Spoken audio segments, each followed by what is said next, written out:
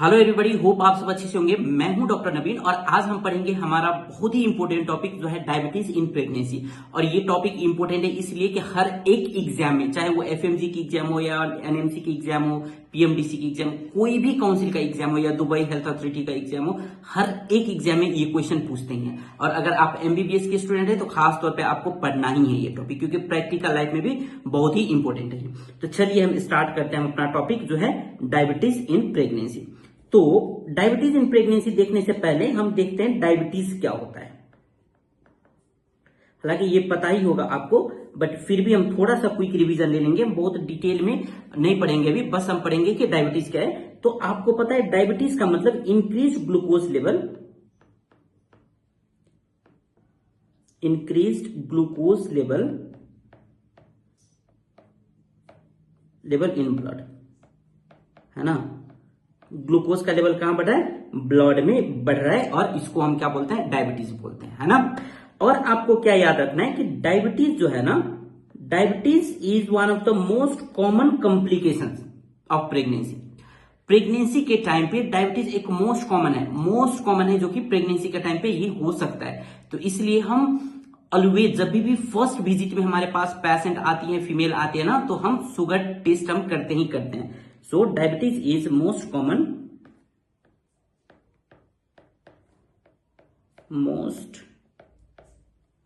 complication of pregnancy.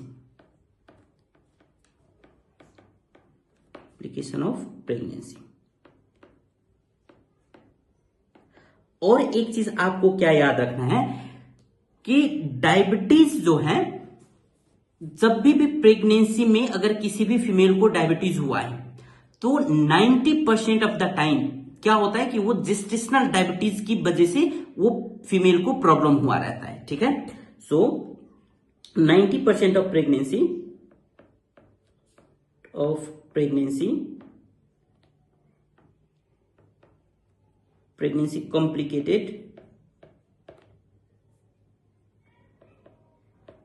complicated by diabetes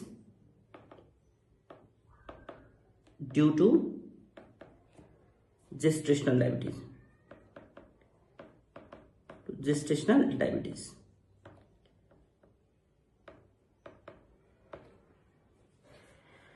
ठीक है। और आपको क्या याद रखना है कि सर ये डायबिटीज होता क्यों है, ठीक है। तो डायबिटीज होने का दो रीजन है। एक तो ये, अभी ये जेस्टेशनल डायबिटीज क्या है अभी हम पढ़ेंगे टाइप्स ऑफ डायबिटीज में, सो डोंट वरी कि क्या है ये जेस्टेशनल डायबिटीज। अभी हम ये देखते हैं कि डायबिटीज होता क्यों है। तो देखिए, बॉडी में होता है पैनक्रियास, और पैनक्रियास में होता है एक सेल जिसका नाम है बीटा सेल। और बीटा सेल का काम क्या होता है कि इंसुलिन को प्रोडक्शन करना, ठीक है, इंसुलिन प्रोड्यूस करना। अगर इंसुलिन प्रोड्यूस प्रॉपर तरीके से कर रही है तो ठीक है, बट अगर इंसुलिन प्रोडक्शन प्रॉपर तरीके से नहीं हो रहा है तो वहां पे रिस्क होता है डायबिटीज होने का। दूसरा रीजन क्या होता है कि इंसुलिन प्रोडक्शन ठीक है, इंसुलिन प्रोडक्शन में प्रॉब्लम नहीं है, बट इंसुलिन जो है हमारे बॉडी में वो हमारी सेल जो है उसको यूज नहीं कर पा रही है, यानी कि वहां पे इंसुलिन रेसिस्टेंस हो गया है। तो पहला रीजन इनफ इंसुलिन प्रोडक्शन नहीं होता, और दूसरा रीजन कि इंसुलिन क्या होता है? रेसिस्टेंस होता है, ठीक है। चलिए, सो हमारी बॉडी में क्या होता है sir? Organ, that is pancreas. और पैनक्रियास में कौन सा सेल होता है सर? तो बीटा सेल। और बीटा सेल का काम क्या होता है? इंसुलिन प्रोडक्शन करना, है ना, इंसुलिन प्रोड्यूस करना काम होता है। और अगर इंसुलिन प्रोड्यूस नहीं कर पाया प्रॉपर तरीके से, if beta cell doesn't produce insulin, if beta cell doesn't produce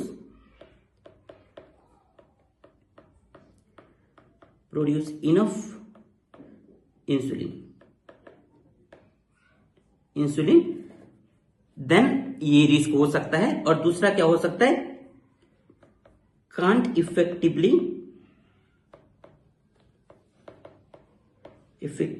use insulin it produce।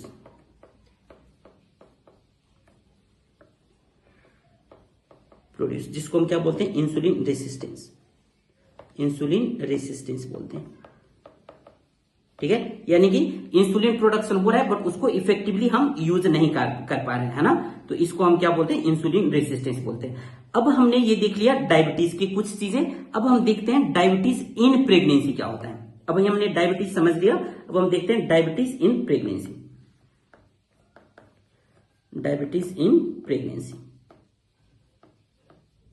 Sir क्या होता है ये diabetes in pregnancy?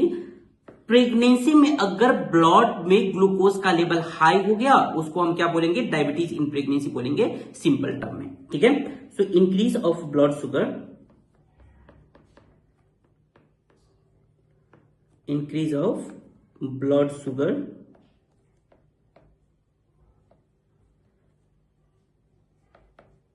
Sugar level during pregnancy, ठीक है। और ये होता क्यों है सर?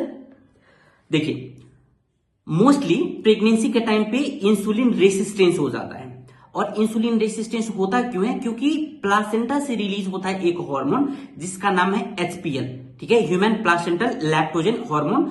और ये हार्मोन क्या करती है, इंसुलिन रेसिस्टेंस कॉज कर सकती है, ठीक है। So in pregnancy there is insulin resistance,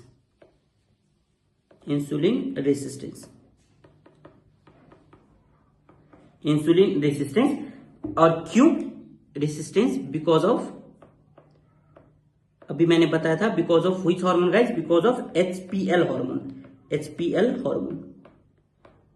क्या होता है कि HPL hormone human placental lactogen, है ना। और ये HPL हार्मोन कहां से सिक्रीट होता है sir? So it secretes from placenta,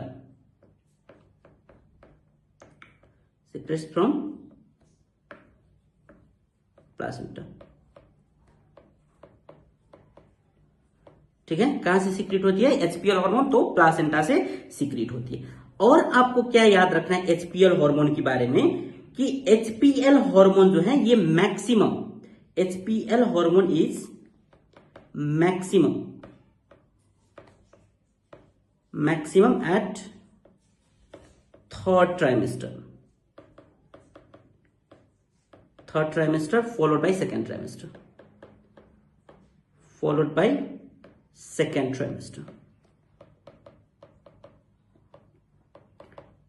ठीक है। HPL हार्मोन मैक्सिमम कब होता है सर? सो ये मैक्सिमम होता है थर्ड ट्राइमेस्टर में और आफ्टर दैट सेकेंड ट्राइमेस्टर में, ठीक है। और HPL हार्मोन कौन सिक्रीट करता है सर? तो प्लासेंटा सिक्रीट करती है। और इंसुलिन रेसिस्टेंस कैसे होता है सर? तो HPL हार्मोन की वजह से होती है, ठीक है। क्लियर? यहां तक क्लियर है आप लोग? चलिए अब हम क्या देख लेते हैं कि others hormone which can lead to insulin resistance, ठीक है। अदर्स हार्मोन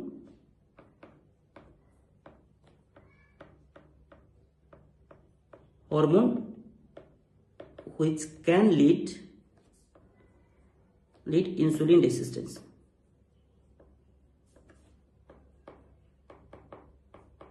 सो कौन कौन सा है अदर्स हार्मोन जो इंसुलिन कॉज कर सकती है? तो पहले तो है ईस्ट्रोजन,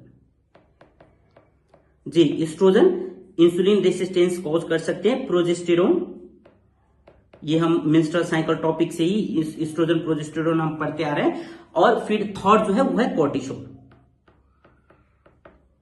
कोर्टिसोल, ठीक है। सो ये कुछ हार्मोन है जो क्या कॉज कर सकते हैं सर? इंसुलिन रेसिस्टेंस कॉज कर सकते हैं। बट मेनली इंसुलिन रेसिस्टेंस कौन कॉज करती है? तो HPL हार्मोन।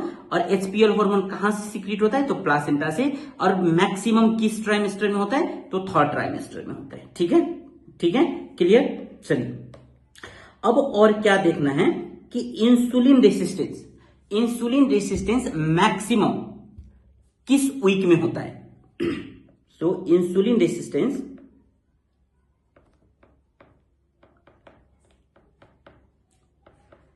पहले हम देखते हैं इंसुलिन रेसिस्टेंस स्टार्ट्स किस वीक से होता है। तो insulin resistance starts by 20 weeks, ठीक है। और मैक्सिमम किस वीक में होता है? So insulin resistance maximum eight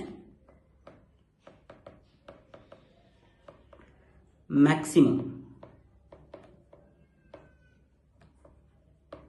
है 24 टू 28 वीक्स।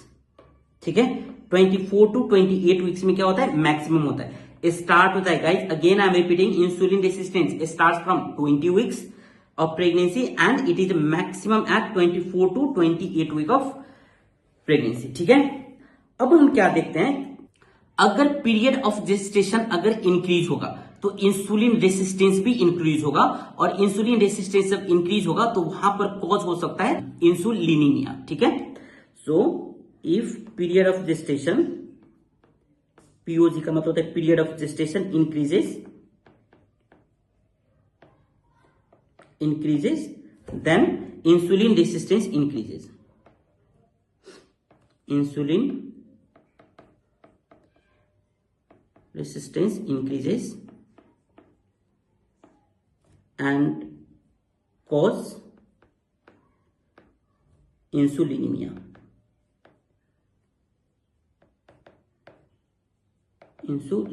ठीक है, जब पीरियड ऑफ जेस्टेशन बढ़ेगा तो क्या होगा, इंसुलिन रेसिस्टेंस भी बढ़ेगा, और जब इंसुलिन रेसिस्टेंस बढ़ेगा तो इंसुलिनीमिया होने का रिस्क रहेगा।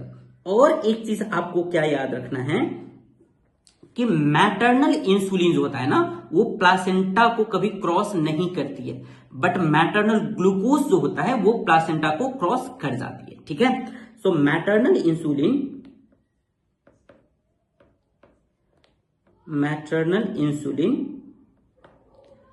Never cross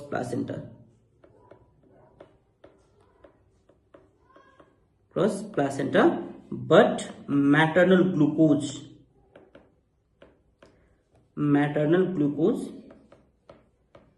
can cross placenta।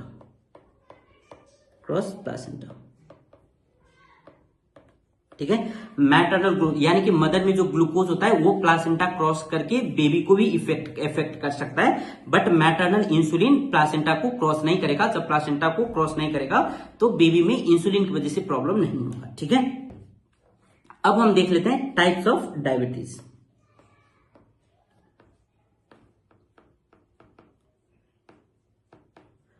Types of diabetes में आपको क्या याद रखना है कि एक तो होता है pre gestational diabetes. Number 1 is pre gestational diabetes.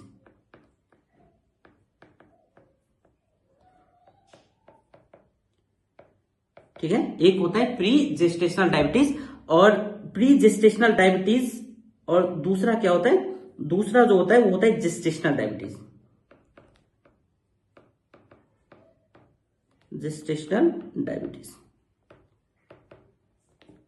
ठीक है, सो अब हम नंबर 1 में हम देखते हैं पहले प्री जेस्टेशनल डायबिटीज क्या है।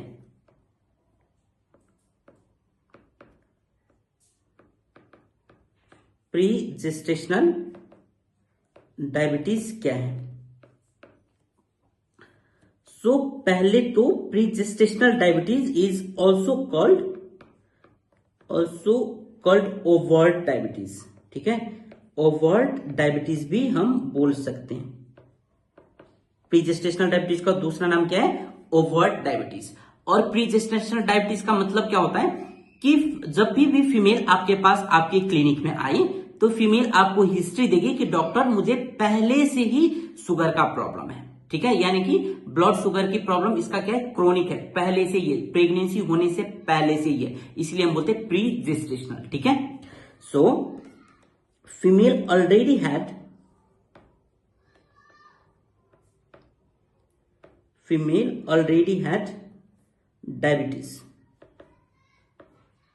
diabetes before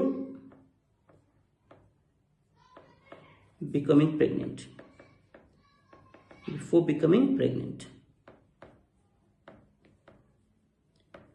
ठीक है, और प्री जेस्टेशनल डायबिटीज कितने टाइप्स का होता है, तो 2 टाइप्स का होता है। 2 types of pre gestational diabetes. ठीक है, सो नंबर 1 इज टाइप 1 और नंबर 2 इज टाइप 2। टाइप 2। तो अभी हम टाइप 1 टाइप 2 के बारे में हम बहुत डिटेल में हम बात नहीं करेंगे, but during pregnancy type 1 type 2 दोनों हो सकता है। तो अभी हम स्पेसिफिक हम टाइप 1 और टाइप 2 को नहीं पढ़ रहे हैं, ठीक है। और दूसरा जो हमारे पास होता है वो कौन सा डायबिटीज होता है sir? So number 2 diabetes is gestational diabetes. Gestational diabetes. और क्या होता है ये जेस्टेशनल डायबिटीज? जेस्टेशनल डायबिटीज का मतलब होता है कि पहले फीमेल नॉर्मल थी, जो भी फीमेल आपके क्लिनिक में आ रही है, आपके पास आ रही है, वो पहले नॉर्मल थी, बट जब प्रेगनेंसी कंसीव करा उन्होंने, उसके बाद से डायबिटीज का प्रॉब्लम है वो स्टार्ट हुआ। इसको हम बोलते हैं जेस्टेशनल डायबिटीज। प्री जेस्टेशनल का मतलब फीमेल को पहले से डायबिटीज था और फिर वो प्रेग्नेंट हुई। जेस्टेशनल डायबिटीज का मतलब कि बेबी होने की वजह से, यानी कि कंसीव करने की वजह से डायबिटीज हुआ है, जिसको हम क्या बोलते हैं? जेस्टेशनल डायबिटीज बोलते हैं, ठीक है। सिंपल टर्म में हम समझते हैं, ज्यादा कॉम्प्लिकेट हम नहीं करते हैं, ठीक है। So diabetes starts for the first time, ठीक है, for the first time during pregnancy. During pregnancy यानी कि पहले से फीमेल को डायबिटीज का प्रॉब्लम नहीं था, बट जब वो प्रेग्नेंट हुई तब ये प्रॉब्लम हुआ। और यूजुअली ये किस वीक में स्टार्ट होता है? यूजुअली स्टार्ट फ्रॉम और usually develops after 24 weeks. After 24 weeks, ठीक है। Usually develops after 24 weeks, but 20 to 24 weeks में भी हो सकते हैं। 20 to 24 वीक्स आप याद रखिए, ठीक है। चलिए अब हम क्या देखते हैं? अब हम थोड़ा सा रिस्क फैक्टर हम देख लेते हैं। Risk factor of gestational diabetes. Risk factor of gestational diabetes, ठीक है। सो पहले तो अगर पेशेंट ओबीज है, यानी कि ओबीसीटी है पेशेंट को, और जब बीएमआई मोर देन 25 है, तो ये एक रिस्क फैक्टर हो सकता है। अगर पेशेंट की एज मोर देन 25 ईयर्स है तो भी ये एक रिस्क फैक्टर हो सकता है। या तो अगर फैमिली हिस्ट्री है, पेशेंट को क्या फैमिली हिस्ट्री है, तो भी ये एक रिस्क फैक्टर हो सकता है, ठीक है। अगर हिस्ट्री ऑफ जेस्टेशनल डायबिटीज है, हिस्ट्री ऑफ जेस्टेशनल डायबिटीज है, तो भी ये हो सकता है। History of gestational diabetes in previous pregnancy, in previous pregnancy. अगर ये सेकेंड टाइम या थर्ड टाइम प्रेग्नेंट हुई है और फर्स्ट टाइम या सेकेंड टाइम में अगर हिस्ट्री है डायबिटीज का, तो ये भी एक रिस्क फैक्टर हो सकता है, ठीक है। अब और क्या हो सकता है? तो अगर बेबी मैक्रोसोमिया है या हिस्ट्री ऑफ मैक्रोसोमिया है, हिस्ट्री ऑफ मैक्रोसोमिया यानी कि फर्स्ट बेबी हुआ या सेकेंड बेबी हुआ और उस टाइम पे मैक्रोसोमिया बेबी था। मैक्रोसोमिया का मतलब क्या होता है? Big baby, big baby. और weight of baby is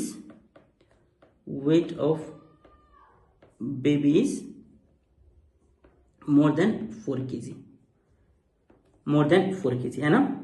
after that अगर पेशेंट को पीसीओएस की प्रॉब्लम है, हमने पीसीओएस में भी पढ़ा था कि वहां पर इंसुलिन रेसिस्टेंस होता है, तो पीसीओएस की हिस्ट्री है या पीसीओएस है तो भी ये रिस्क फैक्टर हो सकता है जेस्टेशनल डायबिटीज का, ठीक है। इसके साथ आपको एक और चीज याद रखना होगा जिसको हम बोलते हैं ग्लाइकोसूरिया। ग्लाइकोसूरिया, ग्लाइकोसूरिया में क्या होता है कि अगर हम पेशेंट हमारे पास आई और पेशेंट का यूरिन हमने एग्जामिन किया और यूरिन एग्जामिन करते वक्त हमको यूरिन में क्या मिला? हमको शुगर मिला, तो इसको हम क्या बोलते हैं? ग्लाइकोसूरिया, ठीक है। So presence of glucose, presence of glucose in urine during urine examination, during urine examination,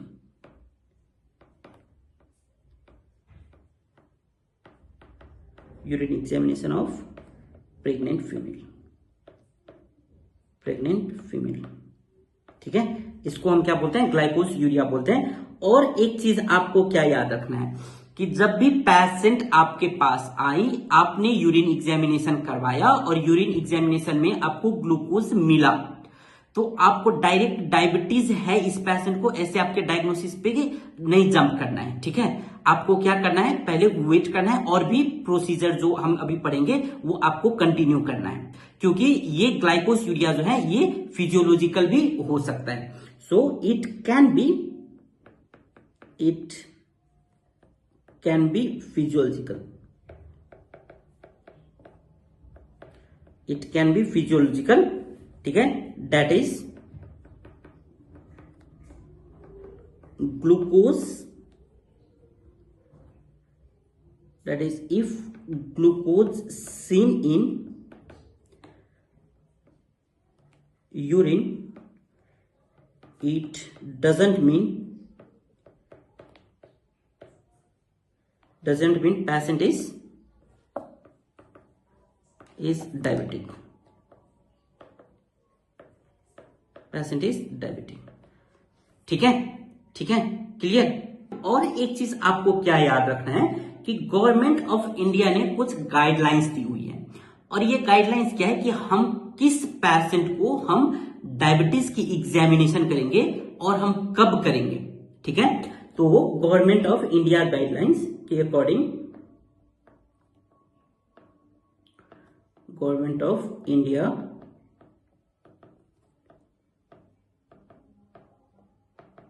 guidelines, so government of India के गाइडलाइंस के अकॉर्डिंग क्या है, होम टू स्क्रीन, पहले तो होम टू स्क्रीन किसमें हमको चेक करना है, तो इसके लिए पहले जितने भी फीमेल आपके पास फर्स्ट विजिट में या सेकेंड विजिट में आएंगे सबको आपको चेक करना है, ठीक है। ऑल प्रेग्नेंट फीमेल को आपको क्या करना है, चेक करना है, ऑल प्रेग्नेंट फीमेल,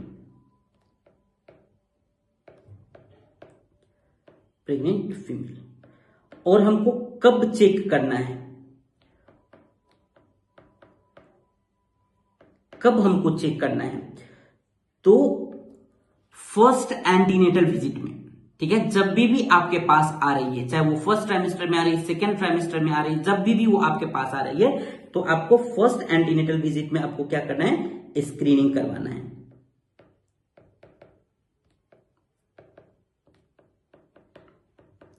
ठीक है, ठीक है। और अगर फर्स्ट एंटीनेटल विजिट में नॉर्मल आ रहा है आपका sugar level, if it is normal, then फिर हमको क्या करना है, फिर हमको रिपीट करवाना है, repeat screening between 24 to 28 weeks, between 24 to 28 weeks, ठीक है। हम किस फीमेल को कर रहे हैं, जितने भी फीमेल प्रेग्नेंट हैं सबको हम एग्जामिनेशन हम कर रहे हैं। और कब हम कर रहे हैं सर, तो फर्स्ट एंटीनेटल विजिट में हम कर रहे हैं, जब भी वो फर्स्ट टाइम आए। अगर वो फर्स्ट टाइम आ रही है और शुगर का लेवल अगर नॉर्मल आ रहा है उस टाइम पे, तो हमको रिपीट करवाना है, स्क्रीनिंग रिपीट करवाना है। कब रिपीट करवाना है, तो 24 टू 28 वीक्स में रिपीट करवाना है, ठीक है। 24 टू 28 वीक में हमको रिपीट करवाना है, ठीक है, क्लियर। अब हम देख लेते हैं types of screening, types of screening. Types of screening में आपको क्या याद रखना है, हमारे पास है 1 स्टेप प्रोटोकॉल और 2 स्टेप प्रोटोकॉल, ठीक है। सो 1 step protocol and 2 step protocol.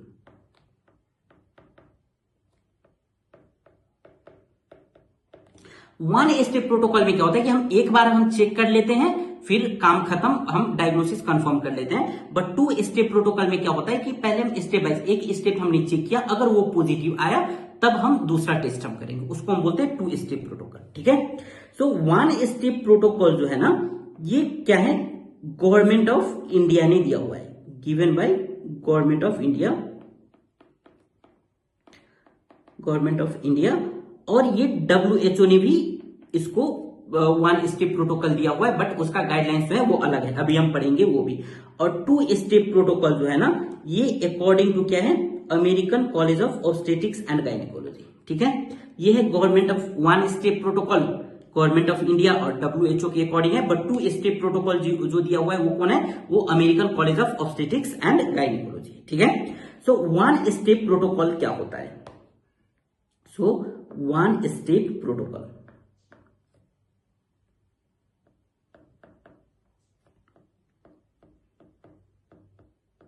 पहले हम देखते हैं वन स्टेप प्रोटोकॉल, और इसको हम बोलते हैं डिप्सी टेस्ट के नाम से भी आप लोग जानते होंगे। डिप्सी, डिप्सी का मतलब होता है diabetes in pregnancy, pregnancy study group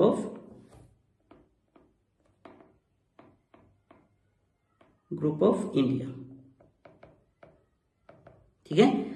इसको हम डिप्सी के नाम से भी हम जानते हैं। वन स्टेप प्रोटोकॉल को हम क्या बोलते हैं सर? डिप्सी टेस्ट भी बोलते हैं, ठीक है। अब डिप्सी में आपको क्या याद रखना है कि ये सिंगल स्टेप टेस्ट है, single step test,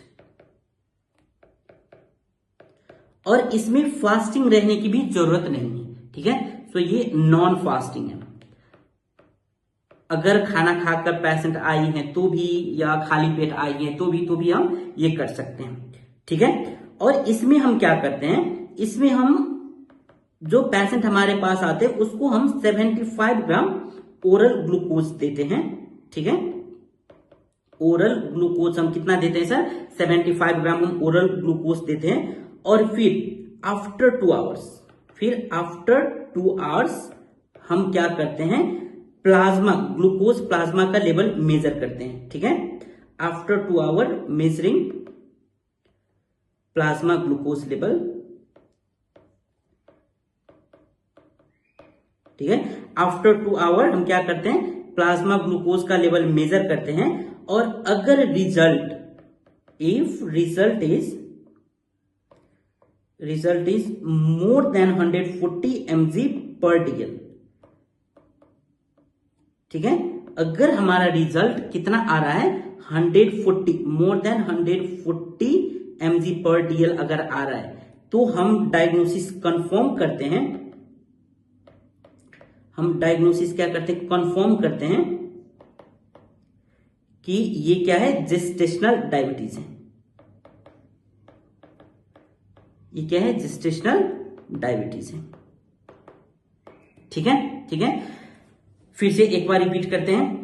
one step protocol में हम क्या करते हैं, वन स्टेप प्रोटोकॉल का जो नाम है वो है डिप्सी, और डिप्सी का मतलब क्या होता है, diabetes in pregnancy study group of India. और इसमें हम क्या करते हैं सर, तो इसमें हम पेशेंट को फास्टिंग रहने की जरूरत नहीं है, ये नॉन फास्टिंग में भी हम कर सकते हैं, ठीक है। यानी कि खाली पेट है तो भी, या खाना खाकर आइए तो भी हम ये कर सकते हैं। और इसके लिए आपको क्या याद रखना है कि पेशेंट को हम 75 ग्राम ऑफ ग्लूकोज हम देते हैं। और अभी जैसे कि अभी हमने पेशेंट को दिया 75 ग्राम ऑफ ग्लूकोज, ठीक है। और फिर आफ्टर 2 आवर्स, अभी से 2 घंटे बाद हम पेशेंट को क्या करेंगे, हम ग्लूकोज में जो प्लाज्मा लेवल होता है वो हम चेक करेंगे। और प्लाज्मा का लेवल, अगर ग्लूकोज प्लाज्मा का लेवल अगर मोर देन 140 ग्राम पर DL आ रहा है, तो फिर हम क्या करेंगे, हमारा डायग्नोसिस कंफर्म हो जाएगा। डायग्नोसिस कंफर्म हो जाएगा कि पेशेंट को क्या है, सो जेस्टेशनल डायबिटीज है, ठीक है। पेशेंट को क्या है, जेस्टेशनल डायबिटीज है, ये आपको याद रखना है, ठीक है, ठीक है। तो इस टेस्ट का एडवांटेज क्या है, ये वन स्टेप प्रोटोकॉल जो डिप्सी ने दिया हुआ है, इसका एडवांटेज क्या है, so it can be done any time without fasting,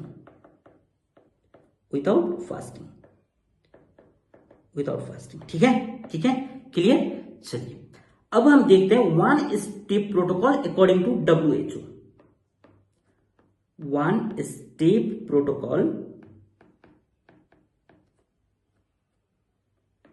ठीक है, but according to WHO।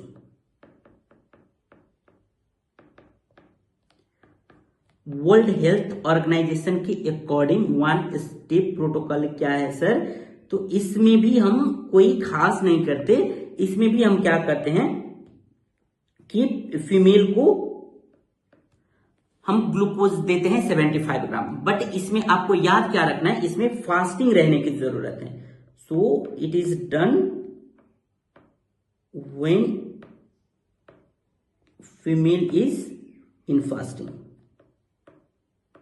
When female is in fasting. ठीक है, सो इसमें भी हम क्या करते हैं 75 ग्राम ओरल ग्लूकोज टॉलरेंस टेस्ट करते हैं। ओरल ग्लूकोज टॉलरेंस टेस्ट हम करते हैं।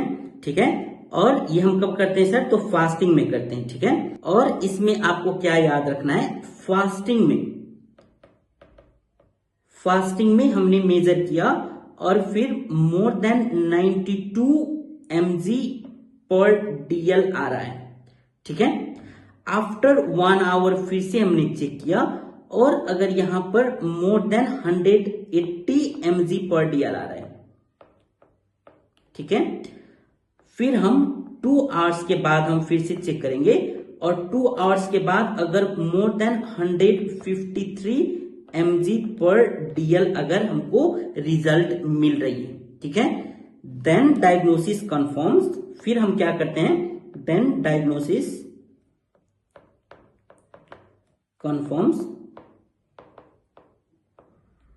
Confirms of gestational diabetes. Gestational diabetes, ठीक है, जेस्टेशनल डायबिटीज। और आपको क्या याद रखना है इसमें कि ये तीनों में से कोई भी अगर एक वैल्यू हमको अगर इंक्रीज मिल रही है तो हम डायग्नोसिस कंफर्म कर देंगे। ठीक है, सो एक तो आपको याद रखना है ये, और दूसरा क्या याद रखना है सर कि even single value raised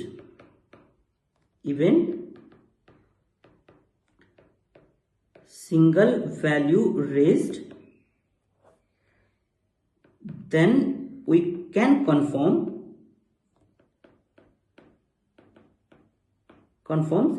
diagnosis of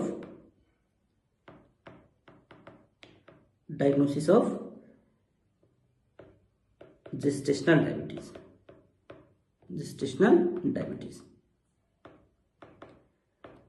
ठीक है, क्लियर।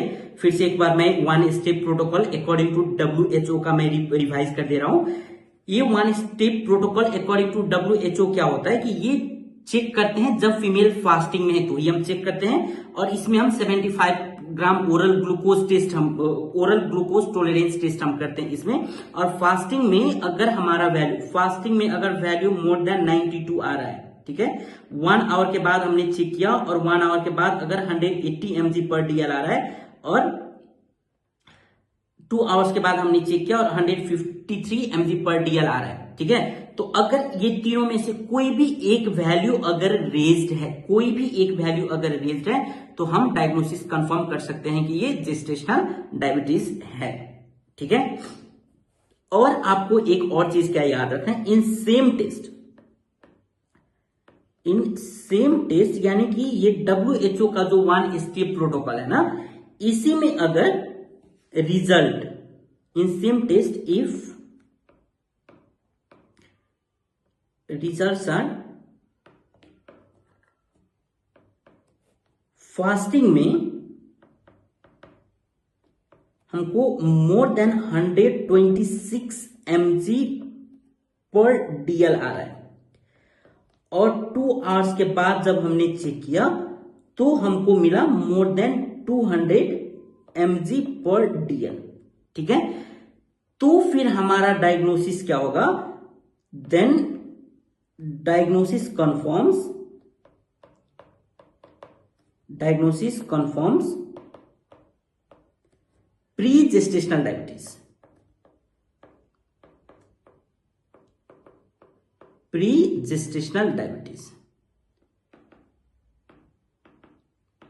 ठीक है, अब भी क्या याद रखना है कि 1 स्टेप प्रोटोकॉल जो WHO ने दिया है उसमें अगर फास्टिंग में हमको जो रिजल्ट मिल रहा है वो मोर देन 126 mg पर डीएल आ रहा है और 2 आवर्स के बाद मोर देन 200 mg पर डीएल आ रहा है, तो हमारा डायग्नोसिस हो जाएगा प्री जेस्टेशनल डायबिटीज, यानी कि पहले से फीमेल को डायबिटीज है और फिर ये जाकर कंसीव करिए baby.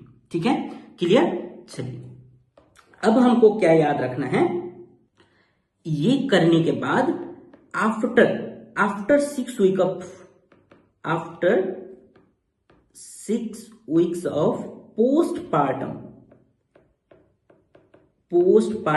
after 6 weeks of postpartum,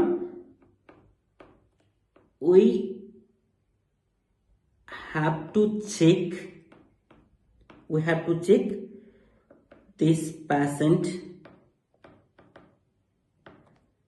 blood sugar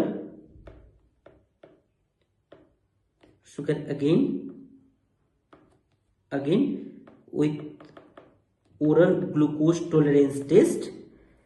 ठीक है, if it is gestational diabetes then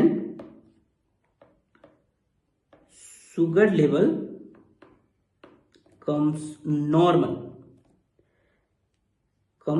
back to normal after 6 weeks of gestation, 6 weeks of delivery, 6 weeks of postpartum। ठीक है, पोस्टपार्टम। अब आपको क्या याद रखना है कि हमने जब क्रोनिक प्री जेस्टेशनल डायबिटीज जब हमने डायग्नोस किया तो इसको और भी कंफर्म करने के लिए हम क्या करेंगे, जब बेबी डिलीवर हो जाएगा, है ना, जब पोस्टपार्टम हो जाएगा यानी कि डिलीवर हो जाएगा बेबी, उसकी 6 वीक में, है ना, पोस्टपार्टम के 6 वीक में हम क्या करेंगे कि फीमेल को फिर से हम बुलाएंगे और फिर से हम एक बार OGTT oral glucose tolerance test हम कर लेंगे। और अगर ये प्री जेस्टेशनल डायबिटीज नहीं है तो विद इन 6 वीक में क्या हो जाएगा कि जो ब्लड ग्लूकोज का लेवल है वो नॉर्मल हो जाएगा, और अगर ये प्री जेस्टेशनल डायबिटीज है तो फिर नॉर्मल नहीं होगा। तो इससे हम एक और चीज क्या समझे सर कि pre gestational diabetes after postpartum delivery होने के बाद भी नॉर्मल नहीं होता है, बट जो जेस्टेशनल डायबिटीज होता है वो डिलीवरी हो जाने के बाद यानी कि पोस्टपार्टम 6 वीक के अंडर में क्या हो जाता है, वो ब्लड ग्लूकोज का लेवल क्या हो जाता है, कम हो जाता है। ठीक है, यानी कि वो नॉर्मल हो जाता है, कम नहीं हो जाता है, यानी कि वो नॉर्मल हो जाता है। ठीक है, तो ये चीज हमने कंफर्म किया। अब हम देखते हैं 2 step protocol.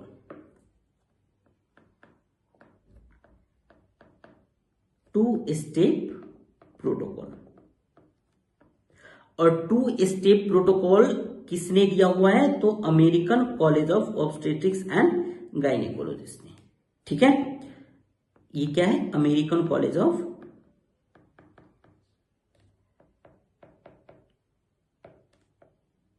Obstetrics and gynaecology.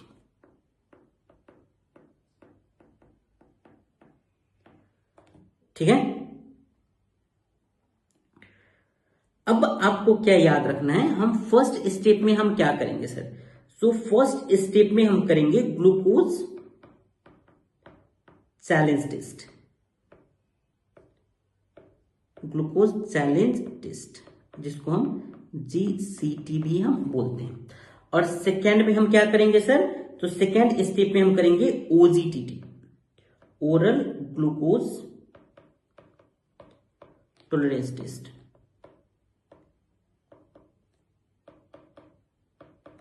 OGTT। ठीक है, सो 2 स्टेप प्रोटोकॉल किसने दिया हुआ है, तो American college of obstetrics and gynaecologist ने। ठीक है, और फर्स्ट स्टेप में हम क्या करेंगे, तो ग्लूकोज चैलेंज टेस्ट करेंगे, और सेकेंड स्टेप में हम क्या करेंगे, तो ओरल ग्लूकोज टॉलरेंस टेस्ट करेंगे। ठीक है, तो अब हम देखते हैं कि हम कैसे करते हैं पहले हम कैसे करते हैं glucose challenge test. Glucose challenge test. ठीक है, ग्लूकोज चैलेंज टेस्ट में हम क्या करते हैं सर, इसमें हम क्या करते हैं 50 ग्राम ग्लूकोज हम देते हैं पेशेंट को। ठीक है, 50 ग्राम ग्लूकोज हम देते हैं पेशेंट को, और आफ्टर 1 आवर हम क्या करते हैं, आफ्टर 1 आवर हम चेक करते हैं plasma glucose level, glucose level, ठीक है। और रिजल्ट क्या आता है उसके अकॉर्डिंग हम डायग्नोसिस करते हैं। अब रिजल्ट में देखिए कि अगर हमको लेस देन 140 mg% आ रहा है, ठीक है, तो ये होता है सर नॉर्मल। वही अगर हमको 140 to 180 mg% मिलेगा तो ये क्या होगा, suspicious of diabetes, suspicious of diabetes.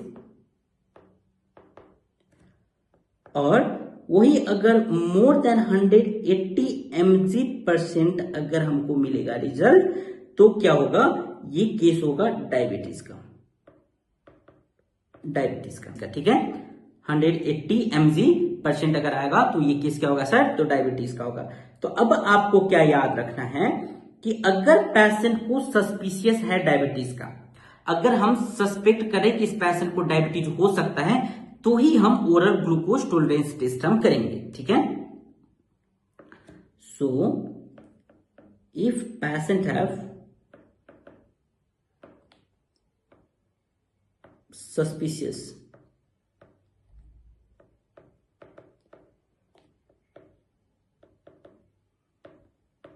diabetes, then we will do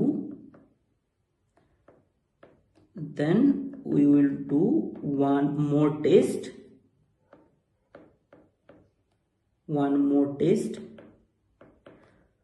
to confirm,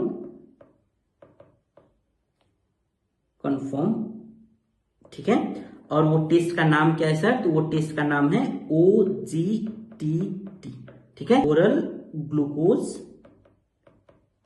tolerance test, tolerance test. OGTT को हम 2 वे से कंडक्ट कर सकते हैं, we can conduct it by 2 ways, है ना। इसको हम 2 तरीके से चेक कर सकते हैं। एक तो हम चेक कर सकते हैं 100 ग्राम ऑफ ग्लूकोज के साथ टेस्ट विथ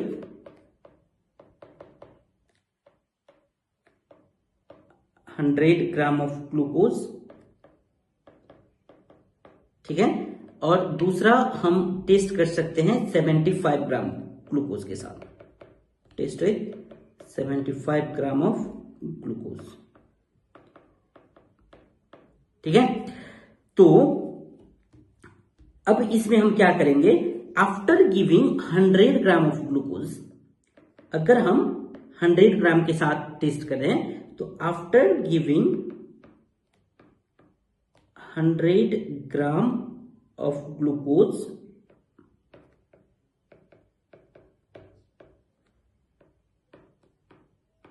हम फिर से इसको चेक करेंगे, ठीक है। Will check the plasma level, plasma level, ठीक है। और हमको fasting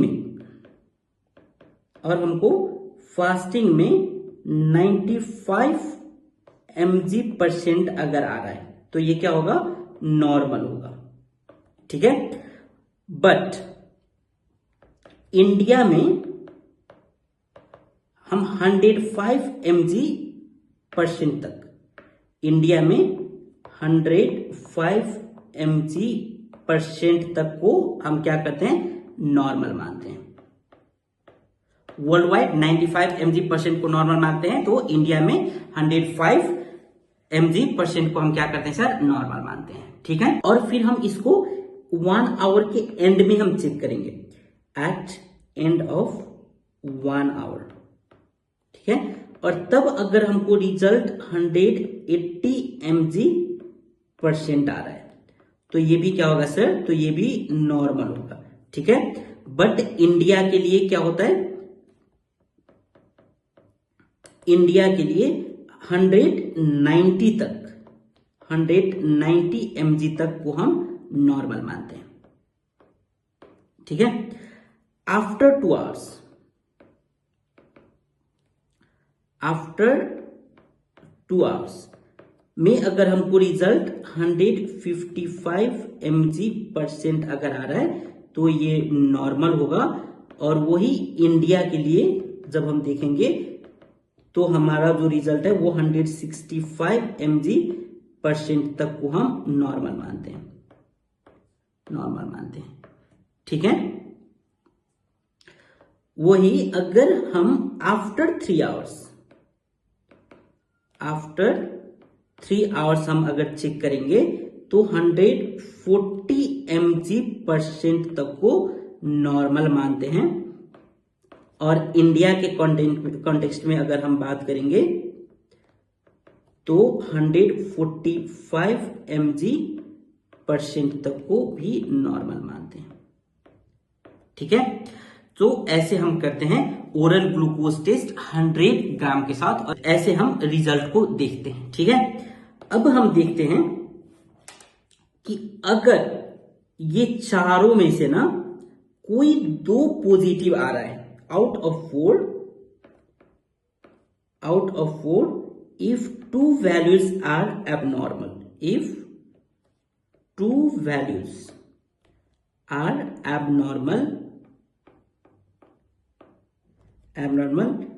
then we can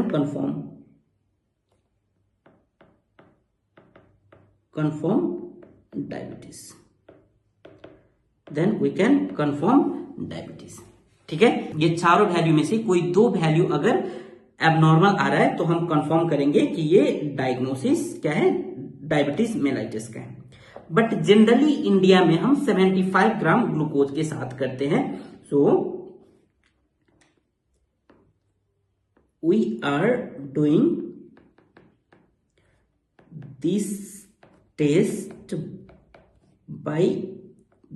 with 75 gram of glucose, ठीक है। इरिस्पेक्टिव ऑफ फास्टिंग है नहीं है इससे फर्क नहीं पड़ता, इरिस्पेक्टिव ऑफ फास्टिंग, ठीक है। और हम क्या कर रहे हैं सर, यहां पर हम कर रहे हैं 75 ग्राम ग्लूकोज हम पेशेंट को दे रहे हैं। और 75 ग्राम ग्लूकोज में हम क्या देखेंगे 2 आवर्स के बाद में, है ना, आफ्टर 2 आवर्स अगर प्लाज्मा ग्लूकोज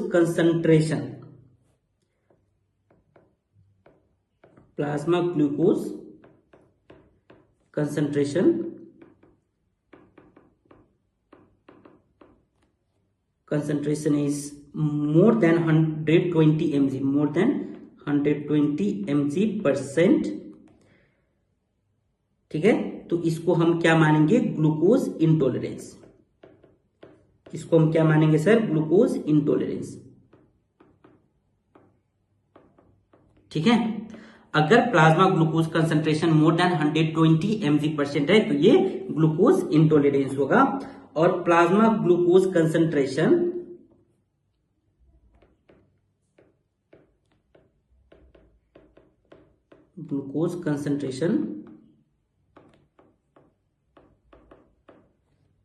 अगर 140 mg% से ज्यादा है, मोर देन 140 mg%, तो हम क्या मानेंगे इसको, जेस्टेशनल डायबिटीज,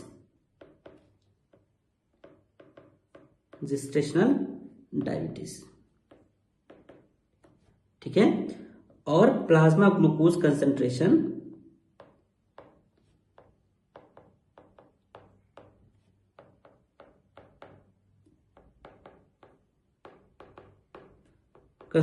अगर 200 mg% से अगर ज्यादा है तो हम इसको क्या मानेंगे, प्री जेस्टेशनल डायबिटीज,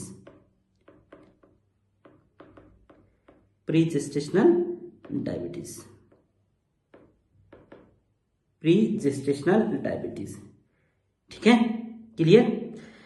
सो ये 75 ग्राम ग्लूकोज के साथ हम जनरली इंडिया में हम करते हैं, ठीक है। In India generally we perform, ठीक है, क्लियर। चलिए अब हम देख लेते हैं कुछ effect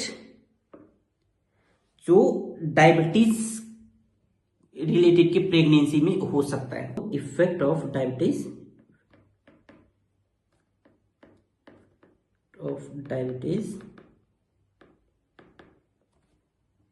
in pregnancy, on pregnancy. तो यहां पे आपको क्या याद रखना है, मदर में भी प्रॉब्लम होगा और फीटस में भी प्रॉब्लम होगा।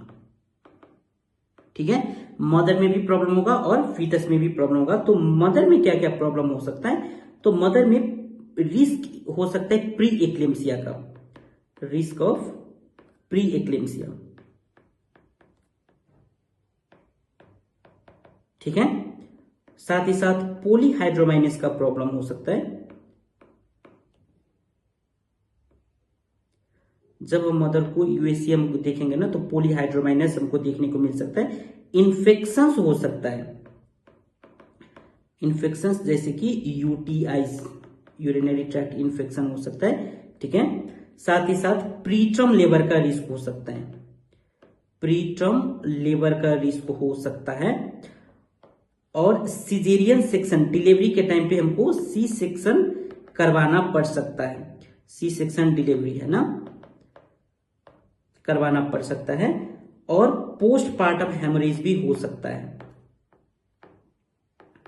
पोस्टपार्टम हेमोरेज भी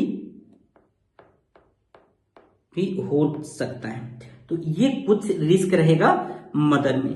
अब फीटस में क्या हो सकता है फिर सर, तो फीटस में कुछ रिस्क हो सकता है, जैसे कि फीटस में हाइपोग्लाइसीमिया हो, सॉरी, फीटस में कॉन्जिनेटल एबनॉर्मलिटीज हो सकता है,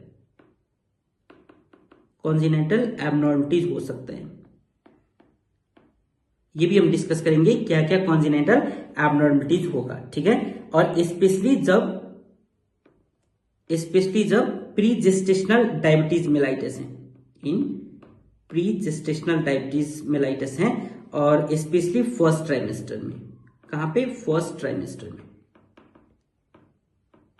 ठीक है, ये रिस्क हो सकता है। और क्या होगा सर, तो और बेबी जो है वो मैक्रोसोमिया हो सकता है, मैक्रोसोमिया यानी कि बिग बेबी हो सकता है। ठीक है, और शोल्डर डिस्टोसिया हो सकता है, बेबी का शोल्डर डिस्टोसिया हो सकता है। और फीटल हाइपरग्लाइसीमिया हो सकता है, फीटल हाइपर ग्लाइसीमिया हो सकता है।